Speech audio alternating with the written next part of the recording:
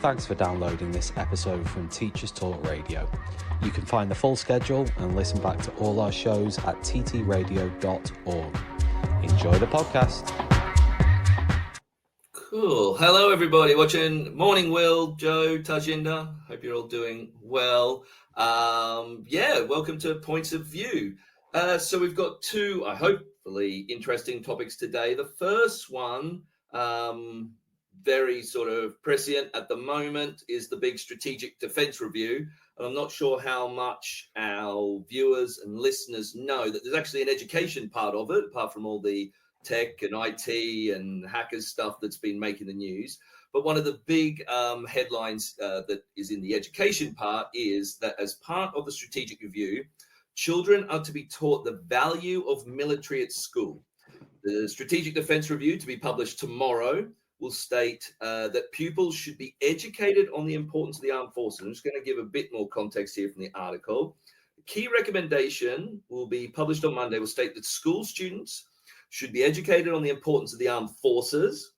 They will work, the Ministry of Defence will work with the education sector that the military can forge closer links with young people. And these lessons will also be designed to help young people learn about career opportunities within defence. So this is an interesting one. I don't know if people are really up with this. I think it's an interesting idea. What are our immediate thoughts? Tarjinder, what are you thinking about this one? I just think it's just another thing to teach. And I don't necessarily mind the idea of it, because if they're not active enough in terms of careers advice and they want to do more, that's fair enough. I don't see a problem because there's already something there. You know, people come in to do careers advice all the time. But if it's just another means of like trying to teach children something, what to think about things, I just don't agree with it. Like, I don't agree with it on either side. I don't agree with sort of like some of the lefty agitating that goes on, and the fact that, you know, people think they can just put the politics in all the time. And I don't agree with this either, because I don't think that you should have to think that the military is a good thing. I think you're allowed to not think that. What we shouldn't be doing is actively teaching against it, but I don't think that's happening. What are your thoughts? Anybody else want to jump in, Joe or Will? When I first read that headline, eye rolling started with the, oh my gosh, exactly as we've said, just another thing to squeeze into an already cramped PSHE curriculum that's just already whack full of all sorts of different things. Then I read it a little bit more closely, and I'm always mindful of the fact that it's in the Telegraph, and I like to be a little bit strident about some of those things. But most of the time, certainly in my school, but talking to a lot of CEIAG leads that I'm familiar with, they are often the military a go-to bunch of people who we invite to careers fairs, that we talk an awful lot. But I actually don't think there's anything wrong with maybe knowing a little bit more about those things and those opportunities that the military can offer. I often look to myself around, I've trained to be a teacher, went to university, blah, blah, blah. My knowledge about things like apprenticeships is pretty rubbish. It still is, despite the best efforts of some people I work with, as career opportunities. My knowledge of apprenticeships in the military was absolutely developed exponentially through a conversation with one of my year 11s the other day, who was talking about the opportunities that they were looking into for careers within the military that were not anything I'd ever thought of or heard of or considered.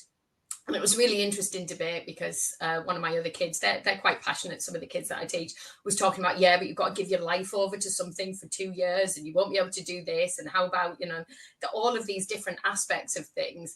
And I think those are the things that we don't often talk about maybe in school. We chuck some leaflets at some kids, or the army turn up, or the Navy, the RAF, whoever, they turn up and they either do charity things, assault courses they bring into school, they do that kind of experience the military type of days, or they stand behind a table and talk about recruitment.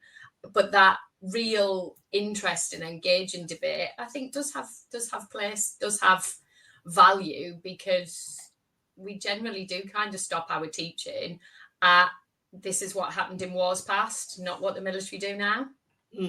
What are your thoughts, Will? Yeah, covered by what Joe was saying there about the military of the past, well, that's going to come up in your history teaching anyway. I mean, it's very difficult to teach history well without communicating, and I say value, not necessarily in the sense of, oh, everything the military does is great. Of course, I don't mean that. What I mean by value is the significant role the military has played in the history of this country, like it has in most countries' histories. So I think if you're teaching your history properly, that's going to be communicated to the children already.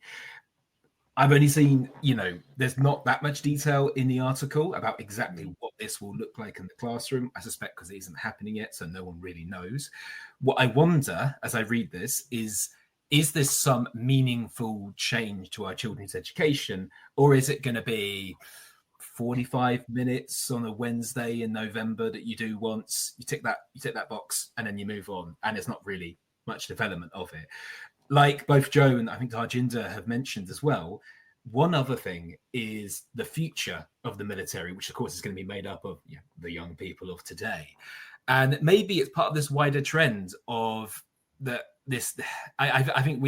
think there's this widespread sense now that university is becoming less of a default for those academically, or for children, or maybe recommending university is becoming, I think we're thinking twice about doing that. And actually, obviously the military is a very large employer, and one way of looking at it is, yes, you pledge, your life, or quite literally in a sense you do. You are going to go work with the military for a couple of years. But another way of looking at that is they're really going to take care of you, and they will provide you with lots of skills and accommodation and a sort of support network of sorts that lots of young people really, really need in life. And especially if they're not going to go to university because maybe it's become too expensive for them, or it won't pay off once they get out of university. Maybe this will actually become quite an attractive, a more attractive option for young people in the near future. I mean, I guess my point is, I agree with what you're saying to a point, but I do think what makes them special, like I have no problems with them coming in for recruitment days. I have no problems with that idea that you're putting forward, Will. I guess what worries me is this idea that somehow by incorporating it within the curriculum and just reading a bit more, the wartime generation leaves us. We need to keep the message and spirit of what they fought for alive. Learning the history of what happened is important. Seeing what people do now to keep us safe. It seems to be implying that the way you recruit, I think the way you recruit for the military is what you were saying, Will, which is, hey, we'll pay for your degree and you can actually be supported and you can have money. But this seems to be implying that the way you do it is by I think it edges onto indoctrination, that somehow the military is special enough that by teaching how awesome it was in the past, now young people will be wanting to join, which is what worries me. I just don't believe that, I guess it comes down to, should they have a special place in the curriculum? Are they that important? Need a smarter way to teach? Wish your lessons had more impact? Eduflix.com. Stream educational films for teachers and students in or out of the classroom. Keep students engaged. No ads. No distractions.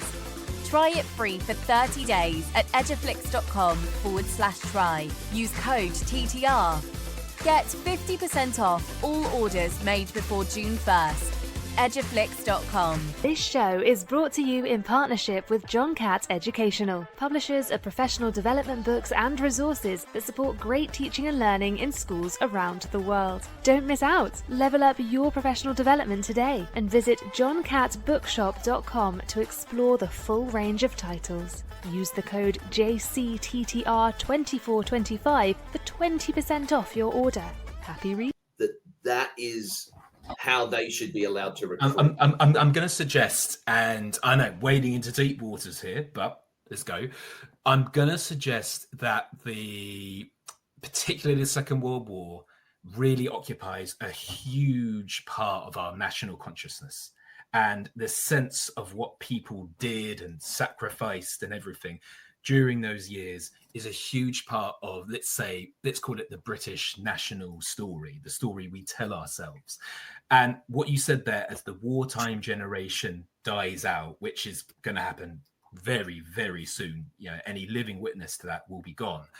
There's this sense of, well, what else do we found our national story on? Well, if the people are gone, maybe what we need to do is build a firmer sense among children nowadays for whom this seems unimaginably distant. We need to build a firmer sense for them of how close this country came to the precipice of extinction in the 1940s. What do you think, Tarjinder? I mean, I think it's going to be a bit disingenuous for anybody who comes from any kind of left-wing perspective to go, it's indoctrination, given basically what goes on in schools all the time in terms of other things that are being taught. Because let's face it, there's no left-wing politics that hasn't been shoved into a school.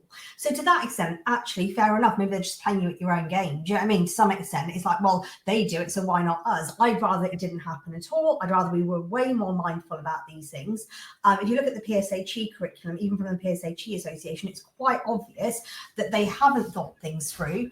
There are plenty of things that you've got to say, well, why are they implementing it? Why are we even talking about gender identity to primary school kids, for example? I mean, tell me that's not indoctrination, because it seems like that to me, right? So to that extent, if they want to jump on the bandwagon, I don't blame them, but I don't agree with it. Having said that, I think they need to think about their own recruitment campaign, which a couple of years ago, they were putting things out about how everybody was welcome. Now, if you want to go into the military, you want to be a strong person, you do it because you want to be brave, you want to be courageous, and yet they seem to be, sort of recruiting these sort of snowflakes, quite frankly. And so they kind of did themselves a disservice by doing that. Play to your own strengths here. No one's going to want to go into the military so they can just be a bit soft, quite frankly. That's not what you would go to the military for. If you're going to be recruited by them, you're going to go because you've got right, I've got the guts now. I've got the ability to do this. I've got the physique to do this. I've got the mentality to do it. You're not going to be wanting to be around a certain type of person. I'm sorry. Having said that, I think what Will is saying is true, in the sense that, I don't think that children do, or the younger generation does know well enough what is needed and what's required to actually safeguard the country itself, not just them, but the country itself. But I don't think that requires another lesson, quite frankly. That's more on society. I think, I'm almost totally in agree with you, Tarjinder, but I don't know. It's hard for me. Where I live near the biggest army barracks in the country. I'm not too far from Aldershot. So it's hard to get a perspective for myself for the rest of the country, because for me, where I am, I'd say, oh God, students know loads about the military. It's such an important thing. It's drilled into them here. You can't get away from it. Recruitment isn't, I guess it is a problem when you look at the numbers. So it is a difficult thing. I think it depends where you live. Where I live, it would seem that, I don't know, the military definitely gets a huge say, but that's because of the area I live in, So, I think, we got a comment here. Is the military becoming more important today than at any time since 1945? I'm not sure. What do you think, Jo?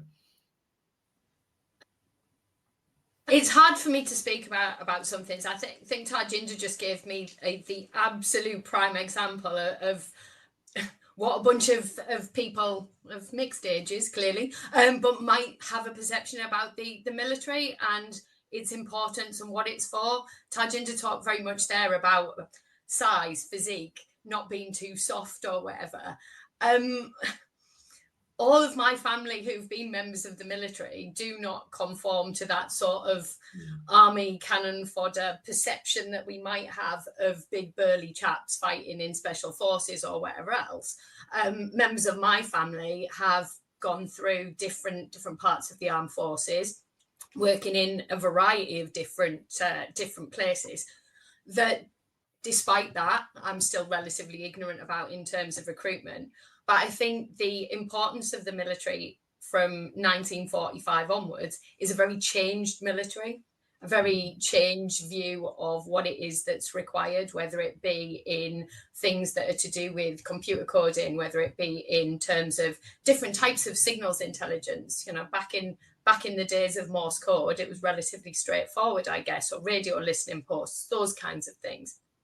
Now, all of the things that we rely on for our defence are maybe through the back channels, the back doors, the the bits that we don't even know about happening, and neither do our young people, because as Will said, the history that we teach in school, we teach about going over the top in the First World War. We teach about, sometimes to a lesser extent, fighter commands, brilliance in the Battle of Britain, maybe a little bit less on bomber commands, carpet bombing of Dresden, all of those types of different things, but we teach about that.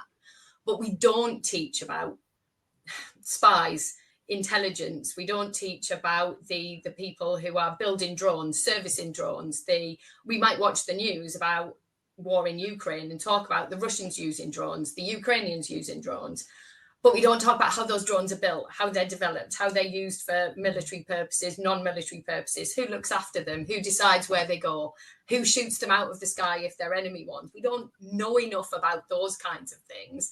And I think that impacts our understanding of how we might teach about the importance of the military. But the one thing I really did want to jump in on actually was coming from a completely different perspective about what teaching about the military might give us. And that's about the idea of service and serving others. Service is a strong value, a British value, I guess, that we might, in a more selfish and a more negative and a more self-involved society, be something that we gloss over an awful lot. And regardless of what we might feel about individual military conflicts that Britain and the countries have over time become involved in, the notion of service, of serving others, of a serving profession, and I would also include other professions that should be entitled to maybe broader recruitment focus, things like nursing, things like medical profession, those types of serving others can only be a positive value, a good value, because regardless of anything else, when you put on a uniform and you join the military, you serve others, you serve the country with, a lot of the time, very little thanks and very little regard I think it's happening in terms of what it is that you've done. I think it's happening into something really interesting there, Joe, because you're talking about service. Tarjinder, you were talking about courage, physical bravery. And maybe if you really want to get, let's say, children on engaged, excited about the military, it's the values that it underpins. You've got to inspire with the eternal themes that run right through militaries all over the world over time. And it is, as we said, things like courage, things like service, things like, I guess, comradeship, sacrificing yourself for a higher ideal, all that sort of stuff. Those are the themes that run. Again, it's very historical, but there is a way to really inspire children with those. And to go back to the question that was asked about, is the military becoming more important than today than it was since 1945? Yeah, in some cases, it seems like it is, right? I mean, we have land war in Europe, one country invading another. We have the sort of weakening of NATO. We have threats to what they call the international rules-based order. We have the rise of, let's say, other countries whose interests do not always align with our own, who are only becoming more and more powerful. So yeah, I think the answer to the question is simply yes, it really feels like it. And in many ways, this feels like a very 2025 news story, because there's also that geopolitical dimension, but also there's that thing about young people, especially this crisis of masculinity in young men that we read so much about. This idea that lots of young, teenagers not really sure how to see themselves in this world, not really sure how to sort of be men. And it would seem to me that this would offer a route for at least some of them, a very traditional rules-based, system that, as long as you pledge yourself to it, as long as you're willing to sacrifice something of yourself for it, will give you an identity and a meaning. And bit of story time here, but I'm thinking back to, I've known a few people who I worked with in education who were in the army for 20 odd years before going to work in schools, and they found the change very jarring, because they had 20 years of having their lives kind of being told when to get up, when to go to bed, what to eat, where to go, what to do. So in a sense, they had really got something from that. And then they found it very, very difficult to adjust to life on the outside. Now, what I'm saying is we seem to have lots of young people who seem to struggle with life on the outside already. Perhaps this kind of whatever the military provides you with could really suit some of them. I do have some problems with that, Will, but what I don't have problems with is our awesome sponsors for today. So have you subscribed to our weekly newsletter yet? It's called Soundbites and Insights, and it's delivered to 10,000 educators a week. It contains a curated selection of 4 standout TTR shows from the week, exclusive discounts and exclusive offers from our sponsors. Sign up on our website at ttradio.org/newsletter. And John Catt. This show is brought to you in partnership with John Catt Educational, publishers of professional development books and resources that support great teaching and learning in schools around the world.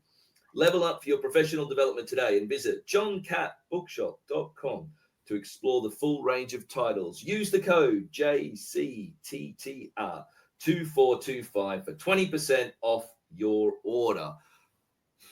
Just coming back to what you were saying, Will, before I talked about our awesome sponsors for today. I actually appreciate the smoothness with which you did that as well. Worthy of special courses. You just went in there, you achieved your objective. So I've got to thank our awesome host for today, Tom Rogers. So whenever I hear that, Will, I start to be very concerned about that language that you hear from certain groups about national service, the military, how it can solve all the problems of society. We'll take these young men. You know what the problem with young people today is? They don't know service. So we should bring back national service.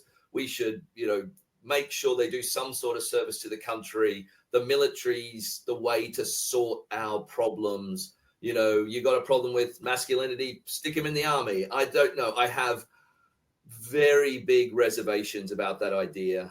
That the army is the way. I actually think it's socioeconomic why a lot of people join the army at the moment. Maybe that is wrong. And just what I've noticed in the area I'm in.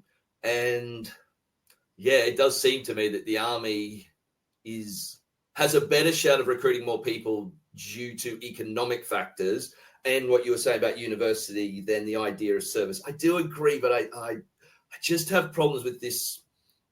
It falls into indoctrination to me, this idea that somehow the army is the solution to a lot of our society's problems, particularly for young men.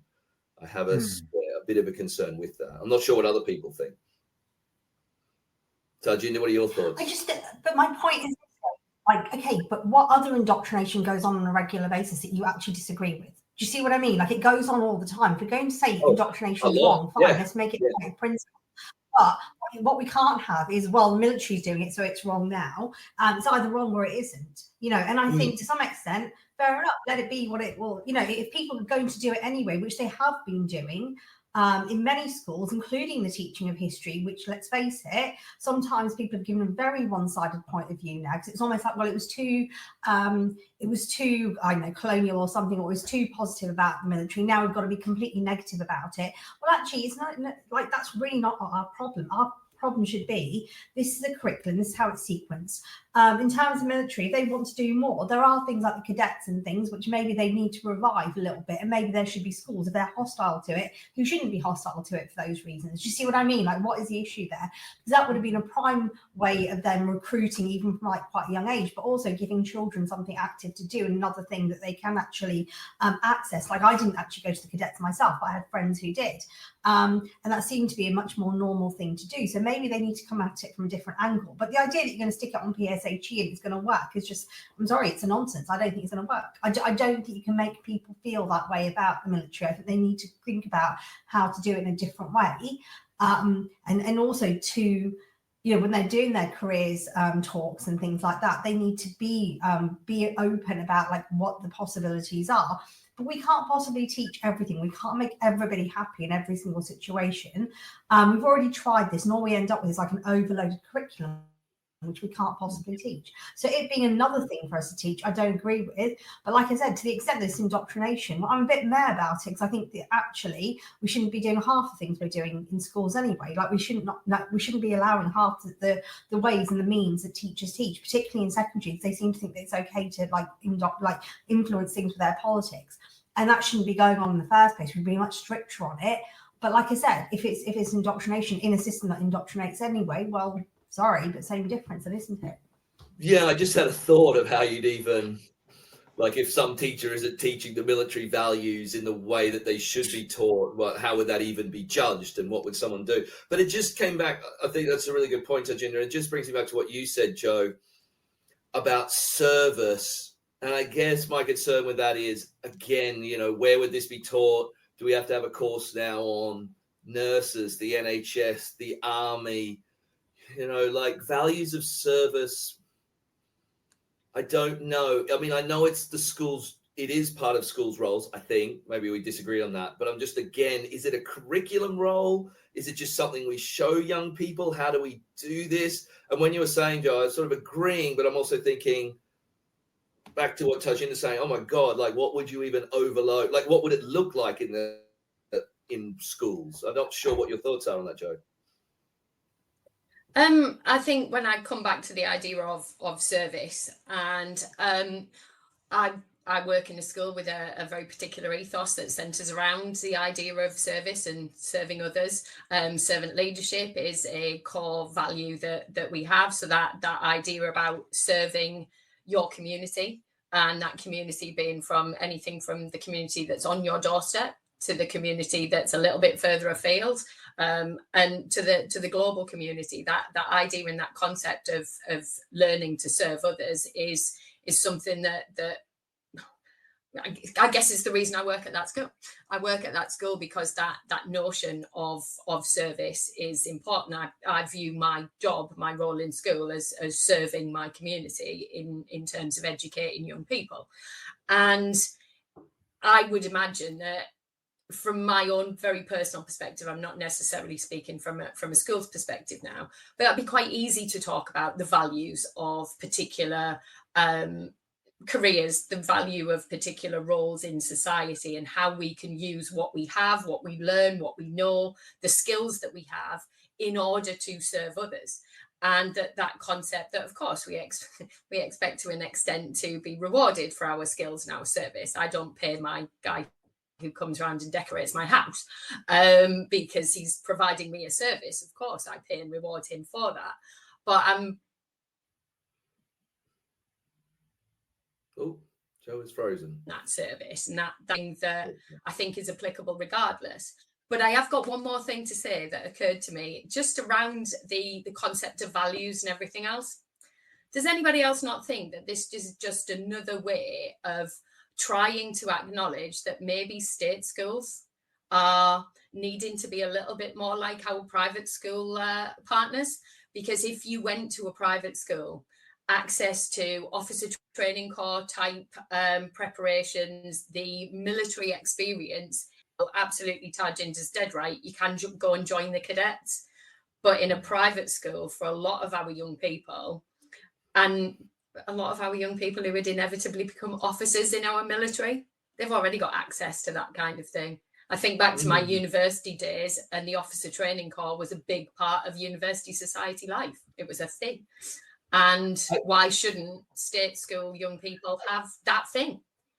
Yeah, just because we're running out of time for this one, but just to jump in very quickly, I see we've got viewers from all over Europe and across the world. So hello to Galina, who was saying hi to us from Germany. It's great to have lots of people viewing what is, a really interesting conversation. Sorry, Will, you were about to say something. Sorry, I was just going to say, we were talking a lot here about what young people could do for the military. But my understanding is ever since they got rid of national service in the 1950s, there have been a lot of people who have said, bring back national service, especially people who read the Daily Telegraph, I would imagine. These probably a very popular position. Hey, I read the Daily Telegraph sometimes, Will. I said popular, not unanimous opinion. And it always tends to be people, who are too old to do national service themselves, who conveniently tend to think that. However, having said that, and I'm not, without falling into that trap, I do think that there is most crime, and certainly the vast majority of violent crime is committed by men aged about 16 to 35. It's hard to say exactly why, but basically at a certain age, men become far less likely to commit violent crime or do that sort of thing. So I do think it does benefit society as a whole if there is somewhere for young men to channel their excess of energy their desire to compete and to do very physical. I don't want to say violent impulses, but if you know what I mean, that sort of stuff that young men have lots and lots of. There needs to be a place for them to take that and to channel it and to learn some skills and to learn some self-discipline and service and all this, that, and the other, to learn these positive attributes on the way and actually make a career out of it and then come out the other end, more as a more complete person than they were going in. And I just feel there's a lot of young people crying out for that sort of guidance in their lives. And actually this could be a solution for a lot of them. Okay. So I have other things to say about that one, Will, but we'll leave it for the moment because you need to move on to our next story. And this one, I think, I'm just trying to bring it up, is an interesting one. So we're talking about the NASWT elections that are coming up, and there's been a lot of controversy about these. And there is actually going to be a campaign now, an actual election, vote, which there wasn't going to be before. But the person the actual union has put up, it's controversial for several reasons, Matt Rack. But one of the things I'm interested in is that he is a former firefighters union general secretary. Now we've got we have a campaign now. I'm just trying to find who it's against. Neil Butler, who is a former teacher. But I guess the question I have, not knowing, I am part of this union, I should say, but without knowing too much about it, is does it matter if the head of the teaching union has never been a teacher? And I think, Jo, you had some interesting comments to add to this as well. I guess that I wholeheartedly believe that somebody who is in charge of a union that's to do with teaching should at least have had some experience of being a teacher of some form or another. I'm not 100% snooty that it has to be somebody, I'm quite happy with university teachers, lecturers, that kind of thing. I'm not saying anything else. But it more led me to the question, realistically, is about what we believe unions are for, what the point of them is, because a lot of the article that you made reference to that was in The Guardian focused on political opinions of this guy and the things that he may or may not have said in the past. And it led me back to thinking about how often I disagree with some of the political standpoints that my union that I'm in, which is not this one, have expressed in the past, and whether I think that's what unions should be doing, engaging with politics outside of the realms of things that directly impact teachers, pupils, schools themselves. Tarjinder, you must have. I just want to say here, and so I know I'm interrupting. I just want to say here, Jo, I completely agree with you. I was a member of a different union, and I was a union rep at one point during the sort of strikes in 2022, 2023, over that period, and I think it's very, very sensible for a group of professionals to be part of a professional body that looks out for their interests and advocates for things that are relevant to their job. However, just like you, I would often see my union take, pretty strong political, making statements about things that, as far as I can tell, had very little to do with teaching, and with no particular consultation of the rank and file members over it. And of course, you sort of stay part of the union as well, because, if you're anything like me, you were told when you were training, join a union, it's your insurance policy if if there's a certain allegation or tribunal situation you find yourself in. So it's very smart to be part of one. However, wouldn't it be great to not have to kind of go along with a lot of political statements that you just don't agree with at all? What are your thoughts, Tarjinder? I know you'll have strong thoughts on this one.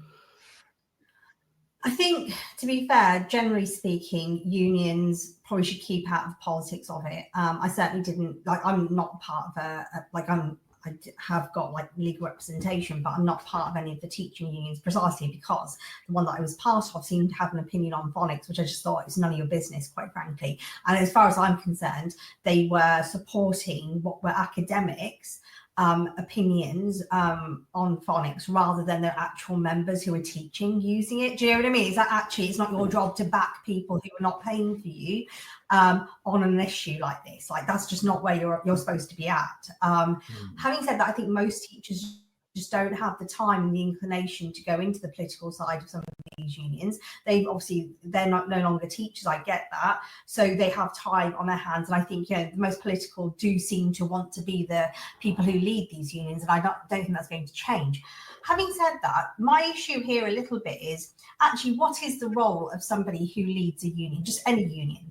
Because you could argue that yes, his experience in the firefighters union actually would serve better because, like, he's got like social media training, he knows how to run a large organization, etc. Just being a teacher is not going to give you that. Now, while I think it's important to have some experience or have the knowledge or be willing to get the knowledge, I actually don't have a problem with him not being a teacher, because I think sometimes these organizations need to be run by somebody who's got the skills, not just somebody who's got the background. Yeah. Can I extend your question, Dave? Because I think it's an interesting one, and I think it applies to all schools, because of course all schools are led by leaders who, I'm going to make a sweeping assumption here, don't spend much time in the classroom and don't teach their own full-time class. So couldn't you extend the question and say, well, if you're going to be a head teacher of a school or a principal of an academy chain or whatever you want to call it, maybe do you need to have been a teacher first, or do you need to have been a particularly good teacher? Because, of course, the skills involved in running a school are, I think, like you were saying, Tarjinder, with vis-a-vis leading a union, often very, very different from what is needed to be a good teacher in the classroom. I think there's something different about leading a union to leading a school, obviously a teaching union. I don't know, Will. I do think you have to have been a teacher to be a principal or a CEO. I think you have to have that understanding. And I think a good principal or a good CEO is still going into classrooms. I mean, obviously a union head isn't, my understanding would be that you're not going into classrooms. And it is that aspect, you know, the people who work for the, I know you were saying you work for the union, Will, but in my experience. Well, I never worked for a union. Sorry, I was just a workplace rep. Oh, okay. It's just a voluntary role. You know, no, yeah. It was just I got the emails from the union and disseminated them. Yeah, even in my experience, the people who really go into those jobs, you know, and take those, have political views that I would say are different to most average teachers. I think it comes down to, how much do teachers even look at this stuff? What bothers me is that I know it's in The Guardian, but it's got all this stuff from Matt Rack saying, oh, I'm not a Zionist. I do believe in a two-state solution. I'm like, what in the world has that got to do with, like, it seems bizarre to me, and I don't know how this has happened, that we're in a situation where it's like, what are your political views on Israel and God? And I don't want to get into it in this, but, you know, this is being something that's asked of them. What about there's talk about mergers of unions, which he said he's totally against, but it's a lot of, and it's like, no, what is it that we want out of our unions as teachers if we belong to it? And what does it mean? And I do think for a lot that part of the problem is that most teachers just do ignore this stuff. I know with the previous union that I'm not part of, when that union head was elected, and he's quite controversial. I know he's been on Teacher Talk Radio before. You know, most people who are in my department, everybody in my department who's a member of that union were like, oh, I never looked at anything. I didn't vote. You know what I mean? Who votes in those things? Oh, is that what he's about? Oh, that's a bit odd. You know, like, it's not something, and it worries me that the unions, we need them, I do think. We can get into a debate about that as an insurance. It does worry me about them getting further and further away from what your just average teacher, if there's such a thing, wants. I don't know what people think about that. I get concerned about this. Is that I think what you say about Gaza completely highlights the absurdity of some of these political positions. Do you think anyone in Gaza or in Israel is going, yes, we've got the NASUWT on our side, brilliant? Of course not. Absolutely absurd. Why is it an issue? Why are they pronouncing it? What has that got to do with teachers' working conditions in the UK? Yeah, no, I totally agree. What are your thoughts, Jo? Interesting how, like, at the risk of dropping into way more politics, and I think any union has got to have any right to kind of do.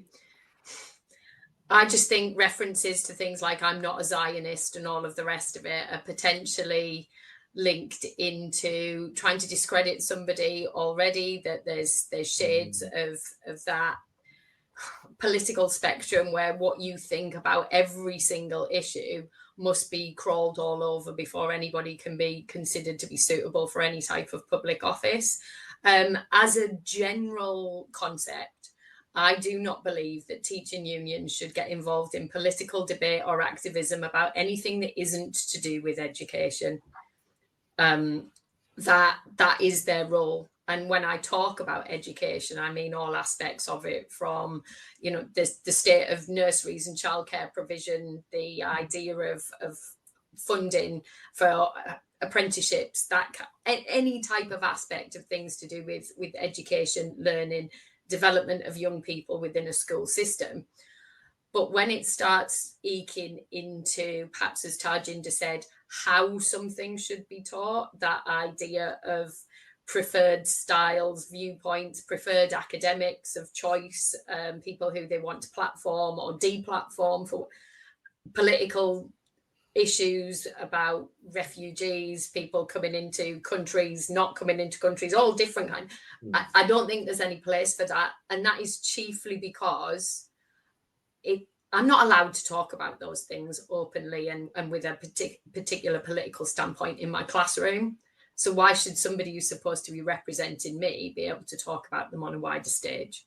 Yeah, and I think just on that point, Jo, I think it touches on another, you said something interesting about it should only impinge on education. I think one of the issues is that some of the heads of the union would say, no, I am talking about education. I mean, we've got a situation where the person who could be the head of the NEU next was at the general meeting the other week saying that schools and teachers should be empowered to talk about, you know, the Palestinian situation. Now, that frightens me to an extent, but it's interesting in that sense what we might mean by education. I think I know what you mean by it, but what they would be saying, oh no, this is education. It's education of a different type, and that is what concerns me. I guess, Tarjinder, you were saying you're not a member of a union. So what do you see as any role in unions in schools? What's your thought on it?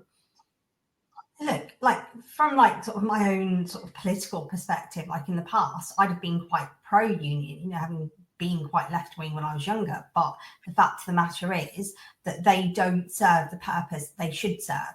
I mean, I actually think it's ridiculous that even with a Conservative government, they didn't just get rid of the unions. I think to some extent it's a game. The fact that we have to go through a union, I don't see why we should have to do that. I think we should just have legal representation, have done with. So I think actually it would serve teachers much better if they were just allowed to go and get a solicitor or a lawyer and fight that way than it would do to go through a union where people aren't necessarily trained. Because, you know, like you say, Will, you were like a rep, you were a teacher yourself. So how well could, you know, most people actually do that role in terms of supporting a teacher, given that being a teacher doesn't mean that you're necessarily good at backing other teachers. Do you see what I mean? Like that, again, the same way that we're saying that just because you just because you're good at a particular role does not mean that you're to be fair, I mean, I do. My understanding was if they needed legal representation, I think the unions keep lawyers, you know, on retainer for that. So it's not sort of some random. Yeah, but not everybody gets it. You know. Then there was actually a comment by somebody who said the union didn't support me at all. It depends if they want to support you, but actually that comes down to them. So sometimes what they're doing is they're actually linking up and going, well, we've only got so much money, we can only spend so much of it based on our funds. Whereas if I was going to go myself, I could get myself legal representation. I wouldn't need it through another person, and depending on whether they want to do it or not. So it's not always the case that the union does support you, because sometimes what they're doing is they're looking at their bigger picture with their relationship with the school or with a multi-academy trust, and they're saying, well, actually, it doesn't suit us to really support this X, Y, and Z person, because actually overall we're better off staying, like, basically like having a good relationship with that head teacher or like that mat than we are supporting this individual. So I would rather that they scrap the idea that we have to have a union person there, because like that they can be the only one who actually supports us legally, and just say we can be supported legally by anybody, and then we'll see, won't we, like whether the unions survive or not. Because right now they're surviving because they're being given a privileged position. they have got a privileged position. Not that I want to get into advertising anybody else but our sponsors, but I should point out there are other organizations that offer that representation that aren't unions. But and it would be interesting to see, since the strike, I've got anecdotal evidence that they are gaining in support, that they are becoming more popular, but nothing more than that. So I don't want to go into it, but it is interesting what you're saying, Tarjinder, because there are alternatives. Need a smarter way to teach? Wish your lessons had more impact? Eduflix.com. Stream educational films for teachers and students in or out of the classroom. Keep students engaged. No ads, no distractions. Try it free for 30 days at eduflix.com/try. Use code TTR. Get 50% off all orders made before June 1st. Eduflix.com. This show is brought to you in partnership with John Catt Educational, publishers of professional development books and resources that support great teaching and learning in schools around the world. Don't miss out. Level up your professional development today and visit johncattbookshop.com to explore the full range of titles. Use the code JCTTR2425 for 20% off your order. It's hard to know how if all this stuff is putting people off and if those alternatives are growing. But you know what else is popular? Our fantastic sponsors for today, which is Teacher Talk radio newsletter. Have you subscribed to our weekly newsletter yet? It's called Soundbites and Insights, and it's delivered to 10,000 educators a week. It contains a curated selection of 4 standout Teacher Talk radio shows from the week, exclusive discounts, and exclusive offers from our sponsors. Sign up on our website at tttalkradio.org/newsletter. And of course, John Catt. This show is brought to you in partnership with John Catt Educational, publishers of professional development books and resources that support great teaching and learning in schools around the world. Level up your professional development today and visit johncattbookshop.com to explore the full range of titles. Use the code JCTTR2425 for 20% off your order. I just thought it was interesting what you were saying, Tarjinder, about the almost not exclusive, because obviously I was saying there are other organizations, but privileged. When I went through my teacher training, that was in Australia a long time ago. Yes, we were told, at the university I was at, you must be part of a union, even if you have no political views, to make sure if there's ever an accusation, anything that ever came up, it's your insurance, you would be mad not to join.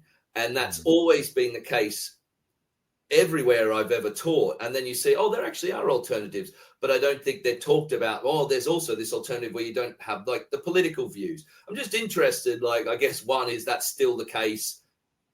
Is that right? Is that what we should be told? But I mean, for me, it wasn't that. We were just told you'd be insane to be a teacher and not be part of a union. Well, can I suggest another reason, Dave? And I mean, that was exactly my experience as well, and I'm sure the experience of many people. But to throw a number out, so there was an article in Schools Week about teachers' pay being eroded. Since 2010, teachers' pay in the real term earnings have dropped by 18.2%, far more than the rest of the country. So I think collective action, a lot of teachers, if unions are becoming more popular, it's because a lot of teachers are looking around, they're seeing they're being asked to do more, including making the value of military. Let's add that to all the things teachers have to do. There was being paid less with more demands on their time and, let's say, more demanding attitudes from parents. Given that, a lot of teachers are thinking, God, I will do anything to raise, to stop our salaries sinking even more than they already are. So that's what's driving them to collective action, which, of course, there are unions. We're talking about the plural here. It probably would make a lot more sense if there was one single union, which would obviously give far more strength and collective bargaining power. So I would suggest you were talking about seeing more popularity for unions recently. Or less, actually. I was wondering if actually more teachers are moving to what Tarjinder was talking about. I don't have the numbers. It would be interesting to look at. Anecdotally, I've heard actually more teachers are moving away from the unions to these sort of paid for insurance schemes. Well, if there was an accusation, that's all they do. They don't do collective bargaining. But I don't know. That's from these organizations I'm not going to name, so they don't sponsor us. But these organizations themselves have claimed they're getting an increase because of the overt political views that say some of the unions are moving to. But like I said, of no evidence, it could be going the other way. Like you said, there's also the other side of unions, which is collective action, which these groups can't provide. They are simply there in case there's an accusation, and they will pay for your what you would need, legal representation or anything else. Well, let me ask the question to the group then, and to our listeners. Do we think the pay rises of the last few years would have happened without strike action? I just think it's a bit disingenuous in terms of the pay rises and things like that, because I mean, it's sort of slightly separate issue because it's on the side, but I don't agree with it if we're just going to have increases in our rate of taxation anyway. So, you know, you say you're giving to me with one hand and you're taking away with the other. Like, you know, let's call a spade a spade. There's no point in dumping 5% or whatever it is on a school, on a multi-academy trust, on whoever it is, making them pay only for you to then take that money away from those teachers anyway. I'd rather you said 1.5 and have done with what's the rigmarole for. Do you know what I mean? It's like, in that case, just fund it. I mean, in that case, government just make a funded pay rise. Give the schools the money to give. Well, this is just the point. But can they actually afford to do a funded pay rise? Is that actually going to work? Where's the money going to come from? What concerns me more about government policy is the fact that they are not. The government lost roughly £1 trillion. Sorry. The point is, like, what would actually help teachers and help society in general is if the government actually had policies that meant that we don't have like millionaires and entrepreneurs leaving this country on a daily basis, quite frankly. Like, we've got a brain drain going on. So where they're going to continue to get the money from, I don't know. They're already in trouble because they can't get the receipts on this. So what we're going to do, well, we don't generate the money. We've got to like think about this in a way that's better. It's not just about the increase in terms of money, is about where's that money going to come from, and we can't fund ourselves. We don't make the money. Do you see what I mean? Like, that money's got to come from the private sector. There are people who actually generate money. We don't generate money. We've got to think about that as well. Well, I think there's two points in that. One, for the money, I mean, just pick a random figure. Over COVID, the government wrote off roughly £1 trillion on lost contracts. So there's definitely waste in the system, and it's to some extent a matter of political will. Another one as well, you talk about we don't make money. Of course, in one sense, we don't generate profit, but in another sense, we absolutely do. One of the things that really hamstrings the British economy for many, many years is the slow productivity or the low productivity, should I say, or the slow growth in productivity of its workers. How on earth are you going to make your economy more productive if you don't invest in education? It's such short-term thinking. Can we just get back, to Will's question? Was an interesting one. I don't actually I probably should have an answer for this, but I'm still thinking through it. Jo, what was your thoughts about what Will said about collective action and whether we'd have pay rises without that? Trade unionist, so I'm afraid that I'm always going to say that I guess my attitude is summed up in what I've said before. I do believe that anyone in any type of trade or industry where possible should join a trade union because of the power of collective action. If we look back at times before trade unions where people who had, when guilds were in charge of all kinds of different trades and everything else, unless you were part of that guild, you couldn't work and you couldn't do particular things. You couldn't get a better wage, even if you were skilled, if they wouldn't have you join in that kind of thing. People joined together to change that idea. It's part of our history. It's part of our culture to join together to quote an Inspector Calls, to try for better wages. I think that we wouldn't have the pay rises that we have without collective industrial action over time. I believe that if I am in a trade union and my union calls me out on strike, that I join that strike action or I leave that union. That's because I either believe in it and I stick with it and I push it forward, or I leave because I don't believe in it. Those are my two choices. But I certainly think that trade unions have a really important benefit when they focus on the trade that they are representing, in our case, teachers and education. I think, I'm trying to think through my answer. I think can it be both? I guess I'm going to sit on the fence here and say, yes, I agree that unions do a good job when they focus on those aspects that teachers, collective bargaining in terms of pay. Where I see some concerns, and again, this is difficult because it's always, I saw this or I saw that, and I saw that from some of our viewers, they've had bad experiences in the union. What do you want at a ground roots level? What you essentially want is the union to stand up for you when something horrible might happen with a student or there's a threat of violence. And that's where I have seen, and again, it's not anecdotal, it's just I'm just saying about one experience, and it's hard to say, well, this is what's happening everywhere. But I think where teachers feel let down, and where I've seen teachers feel let down, is where, yes, it's almost seen as too small and unimportant. This happened to me. A student made a threat of violence. I really needed my union to step in. And I've seen teachers really be fobbed off, told, fill out a form. And when it comes to the big pay action and the big things, that's where it's like exciting and people want to be involved in. And that's where I see teachers have been let down. Having said that, it's not happened to me. It's happened to colleagues of mine that I've seen. So it's always difficult when you're like, I saw this one thing happen. And that could be about the rep at the particular places that I've worked in. But what it was felt by these teachers was they're all like, these incidents were not worth it. When it comes to big things, they're worth it. But this was a minor thing. So there's no real need to get involved. And that's where they saw problems. I also do come back to those issues. I'm not sure how I feel about having a former fireman rep. I don't know how we've got to that we can't find somebody from the education section to be the head of an education union. I'm assuming this guy was a fireman.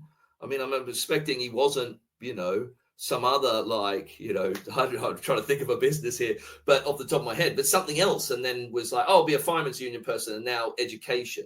I don't get how we've got into this situation. We've lost Tarjinder for the moment, but I'm not sure what your thoughts are on those, Joe or Will. Yeah, I think just what Joe was saying earlier about the power of collective bargaining, I think that's so true. I think it was so well put. And I mean, to your question, Dave, should the union leader be a teacher? Well, maybe that would speak to some of the concerns you were talking about. If some people have had bad experiences with their unions, is it far-fetched to suggest that might stem from the leadership of those unions maybe not being teachers themselves? It might seem so. I don't know enough about leadership of unions to know whether this is a one-off but I think you ask an excellent question. It seems weird, doesn't it? With there being so many teachers out there and so many teachers with opinions out there that they couldn't find one to lead a union. Yeah. What do you think, Joe? Yeah, and I think that's part of the issue is that I don't really know enough about union leadership beyond, I'm endlessly surprised by some things that I find out that union leadership of unions I've been in or other unions have said something that I might consider to be, what are you even talking about? Or why do you feel like you need to weigh in on that issue or whatever?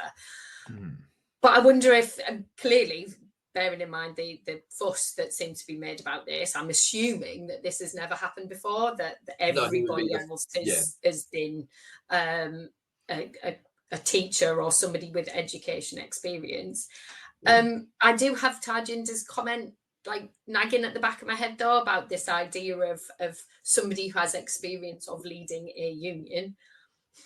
Should we dismiss that experience just as easily as saying, oh, well, they're not a teacher, so that's not good enough?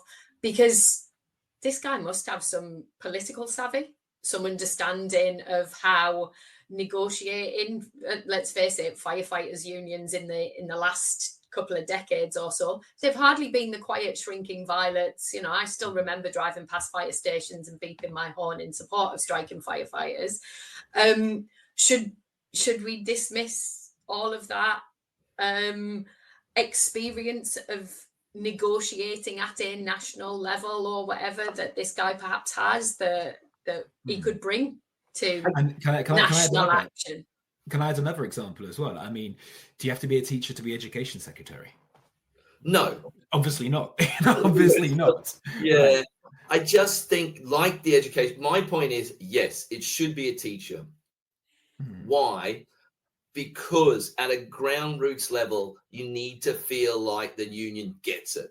And people who don't feel supported by unions, when you have these individual cases where people feel like the unions haven't taken their particular view seriously, and I know it's difficult and unions have to make difficult decisions, but I think that's where the politics thing becomes a problem, where teachers start to feel, hey, they're more interested in their views on Israel than they are on discipline. And two, I think it's integrity. It gives the unions more integrity when a person can be like, oh, that person was a teacher, I get it. Like, they get it. What do we say about the education secretary? Well, the reason we haven't had good education secretaries is they don't get teaching. They don't know what it's like to be a teacher. They don't know what it's like at the ground level. I'm surprised that the unions have chosen somebody that leaves them open to the same accusation. The same accusation they've made about teaching secretaries, they're now leaving themselves open to it. This guy could be absolutely brilliant. I have no idea. But it leaves you open when you feel, well, how could this person get it? The same, what you just said, I think, well,